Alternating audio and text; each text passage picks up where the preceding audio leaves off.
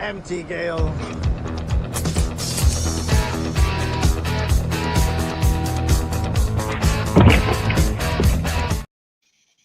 Yes, yes, yes. It is Thursday, March 20th, and you are here with us on Horror Conversations. And I played that especially for you, Steph. Okay. You get to at least see Dan go through a table. He did that at our charity event last month, and it was just gold. So we made it a part of the intro on over there on the Scene Snobs. But we're here with Horror Conversations, the official podcast of Carolina Fear Fest, and we're here to talk about Carolina Fear Fest 2025. It's gonna be the paradise, the Eden the oasis that you all know you need right now. So book your tickets and come for the weekend. It's going to be a great time. And make sure to follow, subscribe, like everything. We're everywhere to keep up to date with everything that's going on. We've got merch on sale right now, and it is looking lovely. You're going to want to get in on that. I always go up to the merch table. I love it. You guys have some very funky, cool artwork that's very horrific, as I like to call it. Yeah. That's my pun for the year. We like to do our official art every single year and kind of go with, sort of a different vibe, different theme about it. I just kind of like it better than having, that one thing you choose that you just copy and paste across the board on everything you do. So, I think it makes it more fun. Makes all the t-shirts and the totes and all the different things, a little bit more fun and collectible. And I like it. And you also have like last year you set it up so you had like a really cool Carolina Fear Fest like picture background. Yes. You did that cool like Gothic castle sort of look. I dug that. But we have a whole new thing for 2025, year number 6. Are you going to get a big 6 for this one? No, we talked about that, but we didn't want to keep like just collecting numbers that we had to deal with. So we thought we'd make that more the, special years. So we did it for year 5. Come year 10, we'll do it again. And then we'll pull the 5 out with the one we already have at some point, But I don't think, not every single year. But we are, still trying to plan those fun sort of selfie spots like the castle. We've always got some step and repeats ups and different things. So, some fun spots to stop and take fun photos at as you're running around. Definitely, because that 5 was like the tops. Everybody had to take a picture with it. Yeah. So being able to do something like that again, especially I think in that area where you kind of everybody sort of goes and gravitates over there because the stage is right there and all the seating and then the games and everything, and it's just easy to kind of maneuver around over there. Yeah. I that's cool. That'd be cool if like a cool like drop cloth mural or something. I bet you Destiny's got us on and it's just like mural. So I have some interesting plans. So the folks that are going to be doing our sort of stage emceeing and entertainment, it's actually the Twisted Whisker group. Mitch from them, they have he's the one that actually made that castle backdrop for us in the first place. And we had that so we could pull it out at some of our like bigger marketing events, things like that. And so he's going to do some touch-up paint for me when we throw that up this year. But we've already been chatting a little bit. So there's going to be some fun, that whole corner by the stage where they're sort of camped out anyway. We're hoping to do another kind of fun spot to just stop and take photos or take photos with, kind of him and his crew and all of that. So it's going to be going to be interesting. Yeah. I love that. Yeah. And they were pretty fun last year. So it's always a good vibe, a good time all around. So I'm digging it. And so, all right, we're going to announce somebody coming tonight, a new guest, but we want to make sure that you guys are watching for a little while before we tell you that information. Okay. It's called the cliffhanger, if you will. Or twist, rather. I guess it'd be more of a twist. I'm no Shyamalan. Shyamalan ding dong. And I haven't even done anything yet. So here we go. I took my glasses off. That's why I look like the way I do, by the way. Just want everybody to know that. So what do we have in store? So right now, the film fest is being judged. So we will. If the judges get on it and start judging, yes.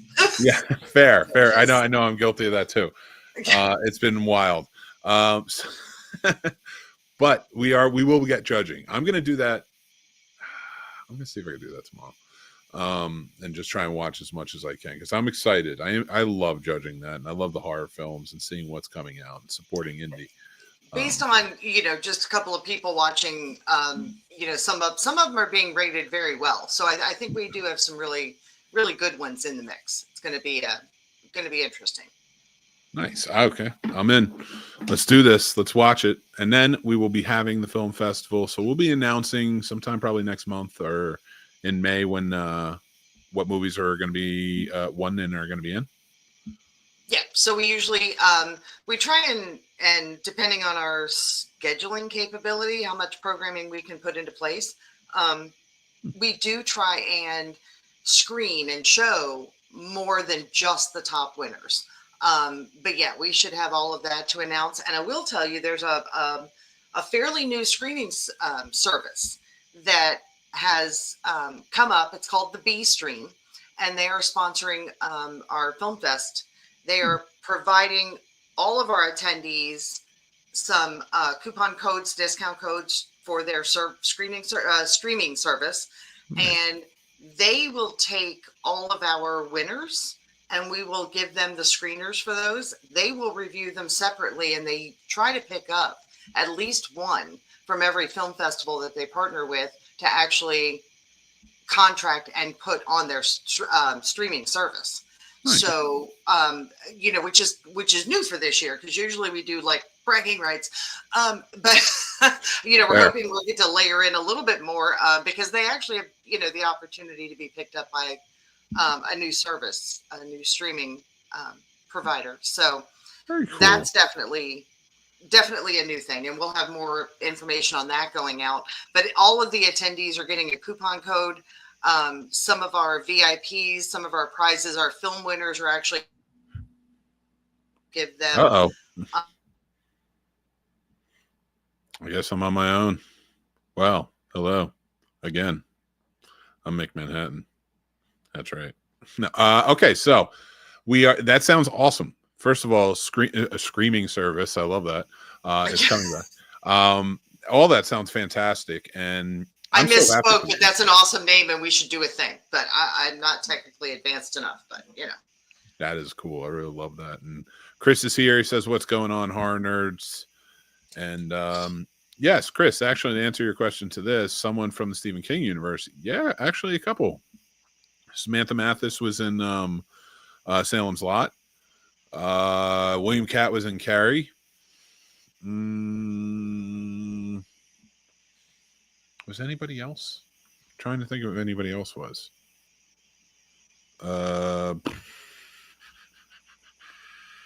Was Bill Moseley in anything? I don't believe with King, no. And unless Chris is asking about the Film Fest, because I know that Stephen King offers up the stories for people to put out and do films. So if you're talking about the Film Fest, we did have last year or the year before somebody that actually submitted a film that was a Stephen King story. I won't say there aren't, but I don't know for sure if there's anybody in this year for that. I did that one. So I remember when he started doing that, it was like $1. You pay $1 and you could use any one of his stories. And no, not Stephen King. I was Edgar Allan Poe. It was something you could do, like if you wanted to make something from one of his short stories. That's what it was. You could pay a certain amount. It was like for a film festival. And I wrote a script for the Cask of Montanaldo. I might be saying that wrong because I'm a little out of it, but I'm saying it. I think I'm saying it right, but it's been a long time since I read it. But yeah, I love those little things that you can find. And I just to speak to filmmakers, like if you're ever like discouraged, you're like, I'm just not a writer. I don't know what to come up with. Look for those little things like Stephen King and a lot of Edgar Allan Poe's stuff is all public domain. I mean, you can make it into anything. This was for like a certain type of film fest or something, but you could just make it and then submit it. There's so much public domain awesomeness out there. Why not? Or even adapt something that's public domain that you like into your own like little short or even a feature and go out and make it. So more now than ever is I will say this. So like every time there's some sort of revolution that goes on, very shortly thereafter, you're going to see a burst of indie movement. When uncomfortability comes into play, a lot of times, war, things like that, you see an indie movement that is really powerful. We saw it in the 90s. We saw it in the 70s, things like that. So just keep that in mind. With everything happening, I'm not making any proclamations, stuff like that. But like in the world of filmmaking, if you're a filmmaker, do that. Don't just sit back. Take those ideas that you can use and make something out of them. Make something creative. Change something around. Take fairy tales, make them sci-fi movies, stuff like that. Have fun with it. Get creative with it, and then work with your friends, and then submit to film festivals like this. Sorry, I'm such an indie kick right now because of just how Hollywood is destroying everything. So I'm like so pro. I'm always pro indie, but like I'm more and more advocating for filmmakers to actually be doing it. So, and with any luck, I may be able to submit a movie next year. So, a little parched after my rant. No, it is important, and I love that you guys are doing this film festival, especially for horror filmmakers. Don't get me wrong, there's a lot of really fun horror-based film festivals. Enter every one of them like this, because it's such a cool thing when conventions or just horror advocates make film festivals, because it is such a unappreciated genre. We have a fan base, but it is an unappreciated genre. Look at the Oscars. Look at everything. They very rarely will ever touch a horror movie.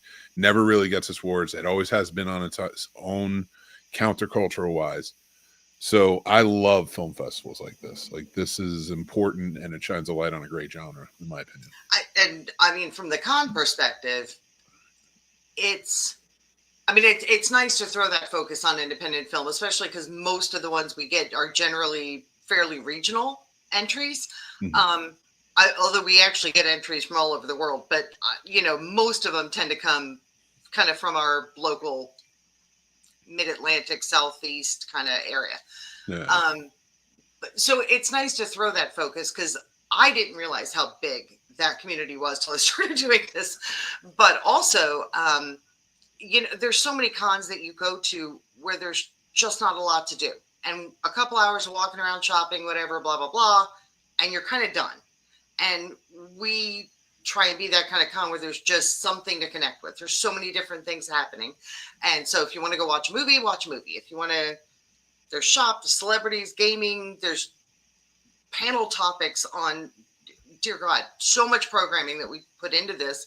And we do that for a reason, because I don't want anyone to be bored at the event. Like, there's something that they should be able to walk in and go, that part was amazing. And you kind of get at some cons, it starts to get a little bit boring if you just feel like you're kind of circling the floor over and over, and so it's nice if you get tired of shopping, you want to go do something else, you can take breaks. It feels like our con's very hard to do in one day because of all that programming, but at the same time, how are you going to fill up your time there? Well, I've got to provide lots of different entertainment programming options in order to do that. And the Film Fest is good. Nobody wants to, well, I don't want to say nobody. You're not coming to this event looking to sit in a chair and watch movie after movie after movie. Yeah. There are plenty of events that do that, and they're awesome, but going in, that's kind of like, that's the plan, but it is nice. I want to go sit for a little bit. I've had enough standing, walking. I'm done. I need to sit. You want to go sit and play a game? You want to go sit and watch a movie? You want to sit and listen to a panel topic? Like, what do you want to do? And it's nice to have that way to break up your whole day. And once that schedule gets released, like lay it all out and decide kind of Yep. what all you're going to do, set some alarms on your phone and go, Um, Yeah, for sure. And it is. And it really, like, the layout is perfect too. If you start shopping, there's something going to be at the main stage soon. So you're probably going to just sit and chill, or there's the games right behind it. Like we've said, the celebrities, and there's just tons to see. But yes, being able to like kind of go and chill at the panels or go watch the movies is worth it, in my opinion. It's worth. This is a con, and I've said it before on this show, and I'll always say it. And there are other cons that I could say too that are like this, but it should feel more communal, and it always has. mhm. You know, we always like partied out in a hotel, stuff like that. Like so like it was always a fun time, and it didn't just end at the con. So it did feel like you had to be there for everything, and then it just kind of like found it, like you found like your people, and you just had a great time for the whole weekend. It's a trip. It's something you should invest in and go and be a part of, for sure. And I don't know if we've brought it up yet, but we we sort of have this whole Venn diagram of anime fans and horror fans with the animazement, which is a good sized Japanese culture anime con that goes on in Raleigh at the same weekend. And I know a lot of people they'll go to animazement, they'll kick over to us for a single day, or vice versa. But it's really hard because they spread their programming around like we do. Not everything's on one day. If you only come to us on Sunday, you're going to miss some things. And same with them. And so we have a joint, what we're calling the con hopper, kind of like your park hopper at the amusement parks. We have our con hopper pass. So it's a weekend pass for both Animazement and Carolina Fear Fest. Yeah. And for somebody that really wants to invest time and have as many options on the table as possible for both events, that is kind of a great way to go because it allows you to bounce back and forth between them. So you can sit down once all the schedules get released and go, all right, I have to be at Carolina Fear Fest Saturday at noon because I got a photo op with a celeb, and I have to do this panel on Sunday at 3, and I have to go to Animazement for the other. And their venue's a little bit better for nighttime stuff. They can do it right there, kind of, within that city block in Raleigh. So they do a lot of 10 p.m. activities and midnight dance rave things, depending on what you're into. They've got all kinds of programming during hours we don't have. So it is, really kind of nice if you do plan on bouncing back and forth. Maybe you look at that con hopper just so you can really, blow your weekend out, maximize both events as much as possible. So recently, there's a lot of people that do that crossover that want to do both of those things. I will say this though: if you are just coming to the convention, there's going to be plenty of stuff outside hours too. There's going to be ghost walks, I believe, and people getting together, and of course Saturday night party. Let's talk about that. Mm-hmm. You want to get tickets for that because what are we doing, Steph? It is a murder mystery. It is because we don't like to just karaoke and bar. So, we got to be a little bit nerdier, have a little bit more fun with a bar because that's still happening. But we're basically just doing this sort of free flowing murder mystery kind of a thing, where of course we'll give away a bunch of prizes, door prizes for the winners for the murder mystery. So it'll be good food, lots of drinks, hanging out with your people. Just getting to have a lot of fun. And those, I've been a little behind. Those tickets will be coming out soon. And I know we have for our VIPs and our premier weekend pass holders, those folks will be getting a discount code sent to them as a message through our ticketing portal. So they'll actually have a discount code they can use on the party as well. So very nice. All right. Well, one thing I will say too, if you want somebody to play the dead body, I require kind of like a beach chair. To stay there the whole time, ridiculing everyone for getting the clues wrong. But I'll be a quiet corpse for a little while. I promise. So, I mean, basically, if you've ever gone to one of those murder mystery dinner things where in between courses, the actors that are improvising the whole murder mystery are running around waiting tables in between, and chatting with people and all of this is going on. And those are a lot of fun, but I don't want a Saturday night party that I have to sit at a table all night long. Like, that's just not the goal of our kind of an event. So we're actually doing it with sort of a different method. We're putting the characters, all the suspect characters, are going to be stationed around the room, and you can then bounce from buffet to chatting with friends to talking to them to get another drink to dance a little bit, go back, talk to them. So nobody is like stuck at a table with the same 6 people all night long, stuck in one spot for an hour and a half. How should I come dressed? Well, right now the theme is 1980s. So the premise of the evening is that we are filming a fake horror movie, and we'll be filming our final scene, which is being the scene of the movie is a 1980s high school prom. So the theming for costuming is big hair, skinny ties, lots of blood, shoulder pads, lots of blue eyeshadow, I am telling you right now, if I've been growing out my hair for months, it is fucking totally tubular. And if I'm not in this thing, no, by the time we get there, it'll be longer. I want to feather it. Oh yeah, you get big hair. Yeah, absolutely. Like now it's already thick. I just have to see. Like I kind of got a little. I'm almost there at a Gibson. Yeah, but the plan is that basically everyone that is attending the party is part of our extras for the filming. So we're running around and then the filming has to get shut down because somebody killed the producer nobody likes, and then you got to run around to your main suspect list and that cast of characters. And we actually have a theater group. It is a Good Goblin theater group it's a nonprofit theater here in North Carolina, and they are providing our cast of suspects. So we actually have actors that are going to be there playing those roles, but it's just very improv, and we've got our character list. We're waiting for our kind of script and sketch out of the whole game to come in, but it's kind of where we're sitting. So I was trying to get a few final details together, and of course we're going to do a buffet like last year. That'll be our craft services corner. If I've been growing out my hair to be an extra, I'm gonna be upset. This is a featured player face.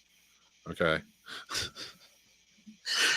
Yeah, I know how I am, and by Saturday of this con, like that is beyond the halfway point, and I kind of wanted to be the dead body because I wanted to just have a pillow and curl up in the corner. Listen, you tell that theater troupe, and I have nothing but respect for theater groups. You just tell them to send me a script, and I'll be fine. Don't worry about me. I got this. Yeah, and what I'm working with the folks that are handling the script and sending the game director for it and the whole thing, is that I've got people on the ground. So our sort of MC, additional character, not a suspect. It could be the ADA that is AD, the assistant. Yeah. You hired a theater group to make a film set. I hired producer. I know there's plenty of actors among our volunteers and all of our stuff, but we wanted to. It's just going to be a shoebox. Like I don't want to take a role as one of those suspects because I'm done. I've had enough. I want to take my rum and diet, wander around and play hostess and go, having fun and just drink. I don't want to be responsible for stuff. Or I have to be responsible for things. But no, so we, depending on exactly how many character slots we have, and then we kind of need our own MC run the entire night type situation going on as well. So, yeah. Well, and if not, you and I will just sit there in the corner and drink and laugh at all of the. Dude, I bought leg warmers. I was thinking about getting like an old school tux, like they do, like the hosts would wear, not like a prom tux because I'm with the with the 43. with the Uh, ruffle front. Get a ruffly dicky to put in there, like I to thought pretend about it's. that, but I also kind of want to do the white jacket one where the geeks wear the white jacket, kind of No, like George McFly from Back to the Future. I was gonna say, well, see, I would go more like Miami Vice, given that it's the '80s. So you got to do the white suit jacket, get some shoulder pads in I there, do roll have some those Don sleeves up, Johnson hair. and go like purple Oh man, shirt underneath. You know. I do have some Don Johnson hair going on, but it's more like Nash Bridges Don Johnson. We can fix it. We'll We'll have get all of there. the shitty hairspray from the '80s, and we'll fix everything. Yeah, it's gonna Take be care of my hair, people. Let's get it going. no. Yeah, I Vote on my costume, everybody. What should my costume be? 80s themed. Come back, tell us in the comments, write to us, let us know what should be my costume for the 80s theme party. I like so that. I have a couple of old between the military ball gowns and a couple of old, um, sort of thrifted prom dress like dresses, very very ugly colors and very poofy and very awful. And I'm planning on wearing those with my rainbow colored leg warmers, Yes. and which will be my only political statement. And then, but I was also, because I'm old and my knees hurt and I don't want to do stuff anymore. I was seriously considering about just like going out and buying myself a pair of like Chucks or something. And I'm totally not wearing heels. I like it. I'm not going full prom. Get, get jellies. Yeah, there you go. Members only jackets and the Oh swatches. my God. I'd be like the last member. Um, Parachute pants, members only jacket, and a swatch. It's a good one. It's a good one. I don't know. All right. Keep in mind, people, I'm 6'8". I may be losing weight, but I'm still big. Still a big boy. And members only jackets come in normal sizes. I'd have to go to a thrift shop and hope somebody. I'd have to hope that Shaquille O'Neal owned a members only jacket when he was 13, and then donated said members only jackets in a place I could find it. Go like rewatch Pretty in Pink and stuff, and get all your inspiration from. He goes Ducky.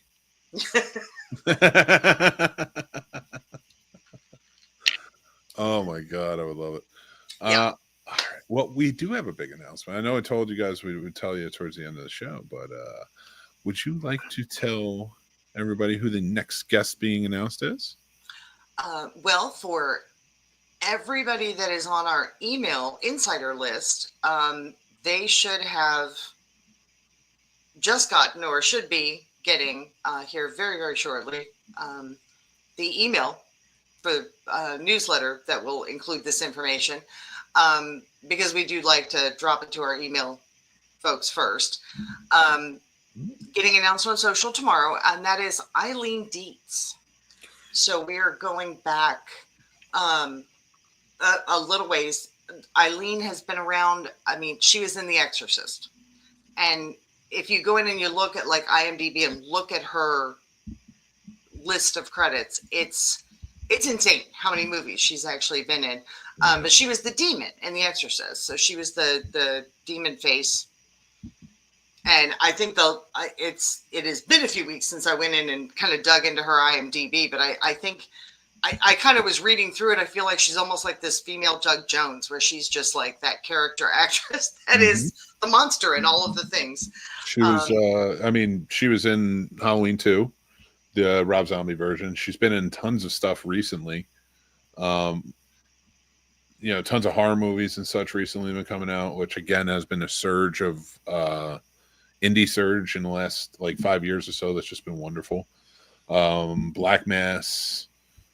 Man, she was in so much stuff. Clownado. Yes, I love it. 100 Acres of Hell. I like that one. She's in so much stuff. I love it. And yes, actually, that email went out as I was saying. That email should be going out. Nice. So, Abaddon, Lake Alice, Constantine. I mean, she's just. Yeah. She's not somebody you'll necessarily look at her face and recognize her, because she's in Planet sort of of, the Apes. always that monster in everything that she does. So Oh, she was in the Planet of the Apes TV series. That's cool. I have questions. I do. She was in the Helter Skelter TV series. Like, this is stuff that I enjoy. You know, she was on an episode of, like, I know, I'm weird. Leave me alone. Whatever. You know what my problem is? I like pretty much only exclusively go to horror conventions because I love horror and I love horror merchandise. mhm. So, but I remember when we went to another horror convention and our Outpost 31 group had dinner with Dean Kundi and Nick Castle. Now, everyone there was a Thing group, so everyone there was hardcore wanting to ask Dean Kundi about shots in the Thing and this and that. And this man was the cinematographer on Back to the Future. He was a cinematographer on Jurassic Park. He was cinematographer on like so many things that I was so in love with as a child. And I'm like, I can't just ask about one thing. And that's like the thing you've talked about the most. I was like, I need more, man. And so like I'm sitting there like ready to ask questions, but that's my problem. Like I'm a movie guy, so you know, I have so many questions that are outside of the scope of horror sometimes. Yeah, But it's interesting going to a lot of other events that we go to market for this one. So we'll have our table set up where we're talking to people, and they're literally all going by in Marvel costumes or fairy costumes, or they're Vikings or whatever they are. Everybody is like whatever the theme of that event is, and we're sitting there with a decapitated, bloody mannequin on our table, going like, "Hi, do you like horror?" and, but it's interesting to walk around those events because it's like if you go to the horror events a lot, your eye just is so in tuned for it that like I will just pick out that one artist that mostly has anime style or yeah, comic style things, but they've got that one skull thing up in the corner, and you go, "Oh, that's awesome!" oh my Or god, the so anime much. people that are doing like fairy garden things, but you can tell they're working with the bones and the skulls. Go, you have got boxes of the stuff I want to see. I know And you do. it's not scary though. It almost feels comforting if you're a horror fan. Mhm. All the stuff. It really does. It's just an element of comfort, like you're enjoying yourself, and it's always a good time. That's why I love it. That's why it's my favorite. That's why it's the best. The one, the only Carolina Fear Fest 2025. You're going to want to get tickets. You're going to want to stay in the know. So make sure you sign up for the newsletter. Make sure you follow for more. Subscribe. Get online. The Carolina Fear Fest on Instagram is important to follow because the weekend of tagging, hashtagging, and everything else to be a part of it and get a part of the community is big. Of course, Facebook groups, things like that. So you are going to want to follow everywhere. So go over to carolinafearfest.com. Plus, we have everything down below in the description to check it out, and make sure to subscribe to the channel for more. And we will be doing this more and more often, and we're going to be keeping you up to date on everything going on and more. So thank you guys for watching. Any questions you have, make sure you come back during the shows, and make sure you're asking live so that way we can answer them for you. All right. But Stephanie, before we go, do you have anything you want to add?